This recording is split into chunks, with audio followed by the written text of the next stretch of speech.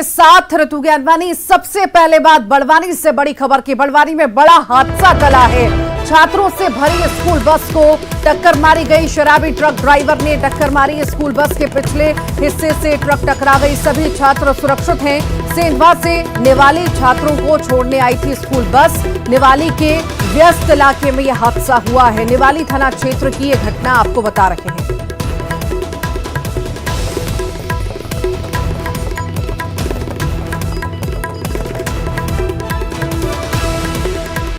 निवाली थाना क्षेत्र की घटना इस वक्त आपको बता रहे हैं। ये तस्वीरें आप देख रहे हैं। छात्रों से भरी स्कूल बस को ट्रक ने टक्कर मार दी।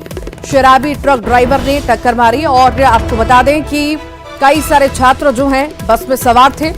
बाल बाल सबकी जान बची है। स्कूल बस के पिछले हिस्से को टक्कर मारी गई है। सभी छात्र सुरक्षित बताए जा रहे हैं। सेंधवा से निवाली छात्रों को छोड़ने के लिए बस गई थी।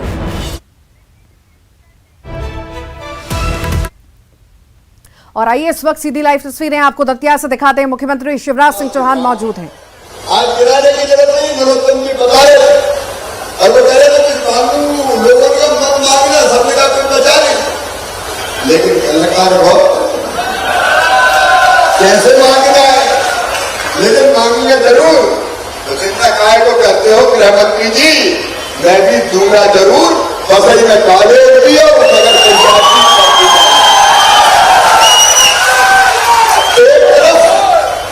हमारा काम है विकास।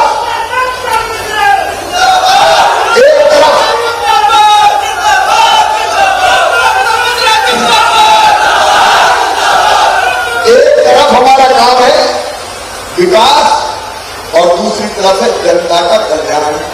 मेरी बहनों, मेरी गरीब बहन, जरा दिल पे हाथ रख के बताओ, अगर कभी 1000 रुपया की जरूरत भी पड़ जाए तो दूसरों के सामने हाथ फैलाना पड़ता था कि नहीं? बहनों को बोल के बताओ, फैलाना पड़ता था कि नहीं? बेटा बेटी को कपड़े दिलाना है, किताब दिलाना है, माई के जाना, पैसे की जरूरत। कई बार तो सांप से भी कहा कि मैं जा रही हूँ माई के, जरा दे दे दो, सावन का महीना है, तो वही कह देते थे जब देखो पैसे ही मांगती रहती है, नहीं है मेरे पास। मैंने सोचा शिवराज भैया तो तू है रे, क्योंकि बेटा बेटियों का मामा तो बहनों का भाई हुआ कि नहीं हुआ? बहनों जोर से बोल के बताओ, आज भाई बहन की बात हो रही, हुआ कि नहीं? तो भाई का भी तो कोई फर्ज होता है, और भाई भी मुख्यमंत्री। और तो मैं कई दिनों से सोचा था लाडली लक्ष्मी योजना बन गई, कन्या विवाह बन गई, कई बन गई, आज उनकी बात नहीं करूंगा, समय नहीं है। लेकिन मेरे मन में आया कि भाई सावन के महीने में, भाई सावन के महीने में अपनी बहन को लेने जाता है। बहन कलाई पर राखी बांधती है और उस राखी के बदले भाई बहन को कुछ न कुछ देता है।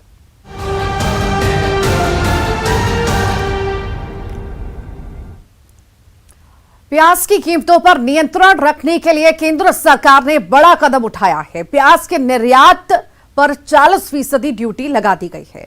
ये अतिरिक्त ड्यूटी 31 दिसंबर तक जारी रहेगी। इसी के साथ ही सरकार ने प्याज का बफर स्टॉक 5 लाख टन रखने का फैसला किया है। इसके लिए सरकार 2 लाख टन अतिरिक्त प्याज खरीदेगी। इसका उपयोग प्याज के खुदरा कीमतों को नियंत्रित करने के लिए करेगी। आज से प्रमुख बाजारों में, खुदरा दुकानों और एनसीसीएफ की मोबाइल वैन के जरिए उपभोक्ताओं को 25 रुपए प्रति किलोग्राम की रियायती दर पर प्याज उपलब्ध कराया जा रहा है। वो आम आदमी की थाली पर असर डालने वाली है, लेकिन इससे पहले ही एनसीसीएफ 25 रुपए में प्याज बेचने की तैयारी कर चुकी है। हमारे साथ एनसीसीएफ के चेयरमैन विशाल सिंह है बात करने के लिए। विशाल जी, हमने देखा कि जिस तरीके से टमाटर के दाम 250 रुपए तक गए थे, एनसीसीएफ ने मोबाइल वैन लगाए और टमाटर जो है 70 रुपए में बेचा गया, और अब वैसे ही दाम जो है 25 रुपए में आप लोग प्याज बेच रहे हैं। किस तरीके से आप देख रहे हैं कि जो आम आदमी की जो थाली है, जिस पर सबसे ज्यादा असर पड़ता है महंगाई का? देखिए, एनसीसीएफ नेफेड दोनों ने मिलकर 3 लाख मीट्रिक टन प्याज हम लोगों ने खरीदा है। अभी सरकार ने हमें दोनों लोगों को 1-1 लाख मीट्रिक टन, मतलब अब टोटल 5 लाख मीट्रिक टन प्याज हम लोग खरीदेंगे। सरकार को ये उनके डेटा से ये मालूम चला कि प्याज के दाम ऊपर जा रहे हैं, तो अब हम लोगों को ऑर्डर कर दिया गया है प्याज को सेल करने के लिए। तो जो मैकेनिज्म हम लोगों ने टमाटर के सेल में मोबाइल वैन्स के थ्रू लगाया था, मेंबर सोसाइटीज़ के थ्रू लगाया है, वो वही तरीका हम प्याज की बिक्री में भी कर रहे हैं।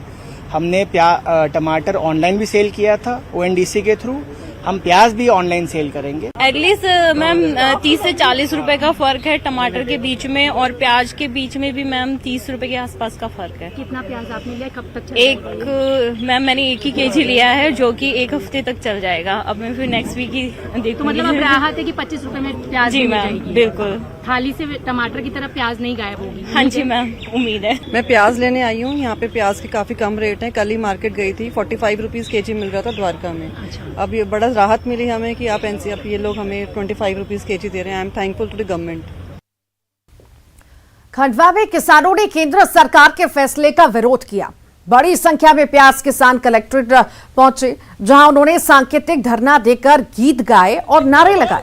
दरअसल प्याज के निर्यात पर 40% का भारी भरकम शुल्क लगाने से किसान आक्रोशित हैं। किसानों ने कहा कि सरकार के निर्णय से किसानों की फसल औने पौने दाम पर बिकेगी। प्याज की बुवाई के लिए किसानों ने कलियां तैयार कर ली हैं, लेकिन अब सरकार के फैसले के बाद किसान प्याज की फसल न बोने की बात कर रहे हैं। हम अपना अधिकार मांगते हैं, किसी से भीख मांगते। भारतीय किसान संघ जिंदाबाद। तो खंडवा की तस्वीरें इस वक्त आप देख रहे हैं, जहां पर सांकेतिक धरना दिया गया है। सरकार के फैसले के विरोध में ये धरना प्रदर्शन हो रहा है। प्याज की बढ़ती कीमतों को देखते हुए और जो फैसला सरकार ने लिया है निर्यात पर 40% ड्यूटी लगाने का, उसका विरोध किया जा रहा है क्या प्याज किसानों के द्वारा। इस साल भी मैंने 10 एकड़ का रकबा छोड़ा हुआ है और हर साल ये कंडीशन बनती है कि खर्चा भी उसका निकल पा रहा है। कली का बाजार जो है ना, अभी उसको निकाल प्याज बनने के बाद भी उसके बीज का पैसा नहीं निकल पा रहा है। तो जो केंद्र सरकार ने अभी जो नियम लागू किया है, तो इससे तो किसान पूरे गड्ढे में जाएंगे। सबसे मुख्य मुद्दा है कि पिछले 3 साल से किसान को प्याज की फसल के भाव नहीं मिले। हर साल फसल सड़ रही है, खराब हो रही है, वायरस कीट व्याधि में आ रही है। इस साल तो गर्मी की फसल पर प्याज पे इतना पानी गिरा है कि प्याज की फसल पूरी सड़ गई। यहाँ के कलेक्टर ने, प्रशासन ने माना कि प्याज की फसल पूरी सड़ गई खेतों में। उसके बाद भी आज तक किसान को 1 भी रुपया नहीं मिला सहायता के रूप में। और जो सरकार मोदी जी ने जो अभी कल एक निर्णय लिया है कि 40% एक्सपोर्ट ड्यूटी बढ़ाई है, इसमें कहीं ना कहीं किसानों को बहुत नुकसान होगा।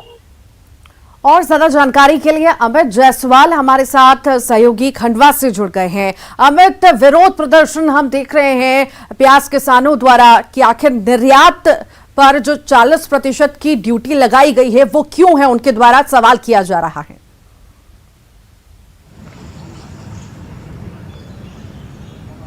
जी बिल्कुल, मैं बता दूं कि केंद्र सरकार ने शनिवार को ही ये अधिसूचना जारी की है और 31 दिसंबर तक के लिए अधिसूचना है, जिस पर ये कहा गया है कि प्याज के निर्यात पर 40% जो है वो ड्यूटी लगाई गई है। और इसकी बड़ी वजह यह आ रही है कि प्याज की कीमतों पर नियंत्रण की बात सरकार ने कही है। वहीं किसानों का कहना है कि इससे किसानों का नुकसान होगा। उनका कहना है कि जब ये व्यापारी पर ये जो ड्यूटी लगेगी उसके बाद जो व्यापारी है वो इनकी उपज का इन्हें कम दाम देंगे। और किसानों का ये कहना है कि इस पूरा क्षेत्र है खंडवा सहित निमाड़ का और ये जो पूरा मध्य प्रदेश है, यहाँ प्याज का बड़ी मात्रा में उत्पादन होता है। ऐसे में अगर इस तरह से जो सरकार पाबंदियां लगाएगी और किसानों को नुकसान होगा, तो जो खेती लाभ का धंधा बनाने की बात की जा रही है वो नुकसान होगा उनका। इसके अलावा इनका ये भी कहना है कि पिछले 3 साल से लगातार प्याज की फसल जो है वो बर्बाद हो रही है।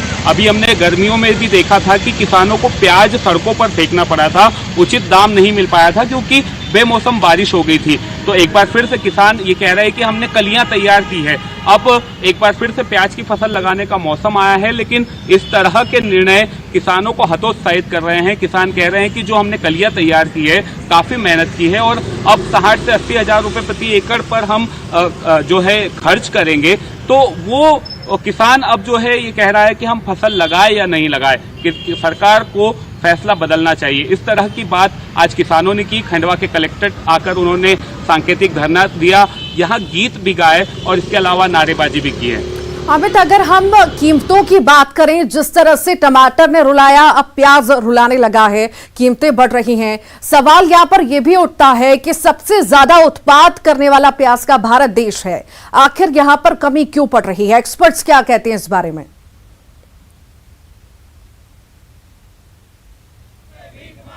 इस बारे में हम काफ़ी दिनों से जब खबरें चला रहे हैं प्याज और टमाटर को लेकर, खासतौर से टमाटर ने काफ़ी रुलाया। किसानों का यही कहना है कि लाभ उन्हें तब भी नहीं होता जब बाजार में 200 रुपए किलो तक टमाटर बिकता है, और प्याज फिलहाल कीमतें लगातार प्याज की बढ़ रही है। और ये आशंका उन्हीं दिनों में व्यक्त भी की गई थी जब प्याज सड़कों पर फेंका जा रहा था।